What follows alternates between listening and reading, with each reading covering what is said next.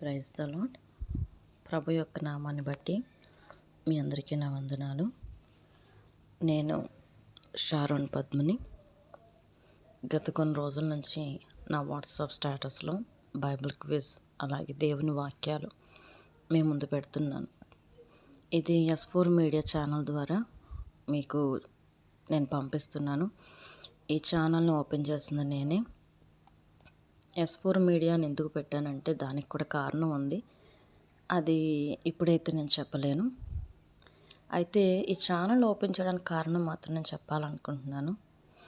ఈ రోజున చాలామంది బైబిల్ చదవడానికి ఏ విషయంలో నిర్లక్ష్యం చూపించట్లేదు, కానీ బైబిల్ చదివే విషయంలో చాలా నిర్లక్ష్యంగా ఉంటున్నాం. ఆ నిర్లక్ష్యత మన ఆత్మీయతను చాలా దిగజార్చేస్తుంది. నేను అనుకుంటున్నాను, చాలామంది ఇప్పటికే బైబిల్ తీసే సంవత్సరాలు కూడా అయిపోయి ఉండొచ్చు. కొంతమంది జీవితాల్లో నెలలు కూడా అయిపోయి ఉండొచ్చు. ఇంకొంతమంది జీవితాల్లో తీద్దాము అనుకుంటే రోజులు కూడా వెళ్ళిపోవచ్చు. ఇవి ఎందుకు జరుగుతున్నాయంటే, చేసిన ప్రార్థనకి జవాబు ఏది అన్న ప్రశ్నతో సంవత్సరాలు ఆగిపోతున్నాయి. మనసులో స్మరిస్తున్నానుగా అనుకుంటూ నెలలు వెళ్ళిపోతున్నాయి. ఈరోజు చాలా పని ఉంది, ఏదో ఒక టైంలో తీస్తాను అనుకుంటా రోజులు వెళ్ళిపోతున్నాయి. ఇలా వెళ్ళిపోతే మన జీవితం ఎక్కడికి వెళ్తుందో మనకే తెలియదు. మనం దేవునికి దూరస్తులం కాక సమీపంగా ఉండాలని ఆశ.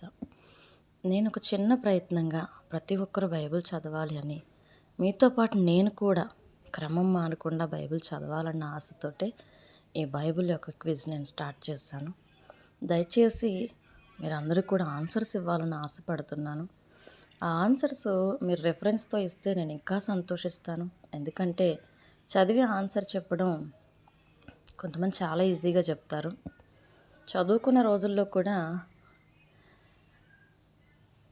ఖాళీలు పూరించండి అంటే మనసుకు వచ్చింది A అని B అని C అని పెట్టుకుంటే వెళ్ళిపోయిన రోజులు అందరం చేసిన వాళ్ళమే. కానీ బైబిల్ అలాంటిది కాదు. మనం బైబిల్ చదువుతున్నప్పుడు దేవునితో మనకు ఒక బంధం పెరుగుతుంది.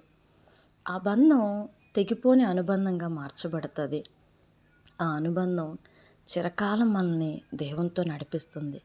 ఆ ఆశ కొద్దే ఇది మొదలుపెట్టాను. దయచేసి నేను ప్రయాసపడుతున్నా. ఎందుకంటే ఎవరం వెనతిరిగి వెళ్ళిపోకూడదు. అందరం బైబిల్ చదవాలి. బైబిల్ యొక్క వాక్యాల్ని హృదయంలో నిలుపుకోవాలని. దయచేసి నా ప్రయత్నాన్ని సహకరించండి.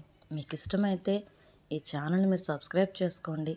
అంతకన్నా ముఖ్యంగా నాకు ఆన్సర్స్ కూడా మీరు కామెంట్లో పెట్టాలని కోరుకుంటున్నాను.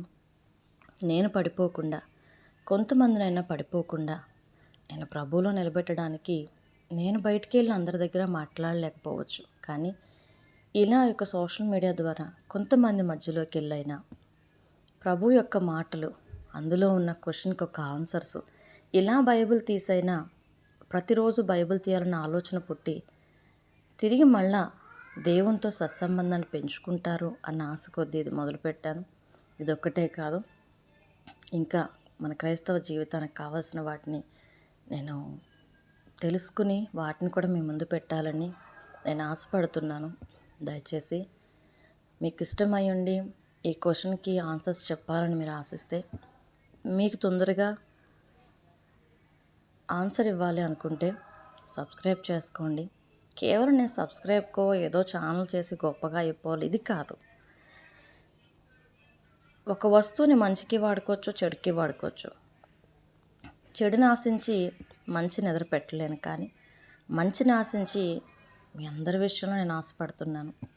నేను కూడా ప్రభువులో ఎదగాలి, మీరందరూ కూడా ఎదగాలని ఆశతోటి ఇది చాలా స్టార్ట్ చేశాను.